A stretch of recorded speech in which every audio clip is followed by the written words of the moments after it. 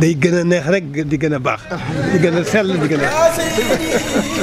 bàjj na rek nag. asalaamaaleykum wa rahmatullah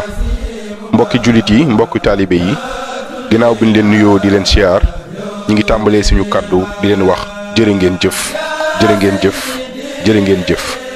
àdduna maase na gis seen taxawaay yéen ñëpp ci naal wi muy kër Serigne Touba bi ñu bëgg fii ci Nice ni ngeen ko xamee nag Cheikh Mountakha neen ñu liggéey bi warta laal suuf liggéey bi ni ñu ko tënkee woon mooy at mu ne ñu dajale lu toll ci 50 000 euros daaw matal nañ ko ba romb ko alhamdulilah ren nag ñu tàmbaliwaat liggéey bi ci jaayante bi comme ni ñu ko defee daaw jaayante bi nag mooy mbokku jullit bu ne mbokku taalibe bu ne day am sas boo xamante ni da koy jàpp muy li mu yéenee tàbbi ci liggéeyu kër Serigne Touba loolu nag mën nga cee tàbbi weer wu ne wala mën nga cee tàbbi benn yoon yaa xam nu mu gën a jàppandee ci yow ñuy fàttali ni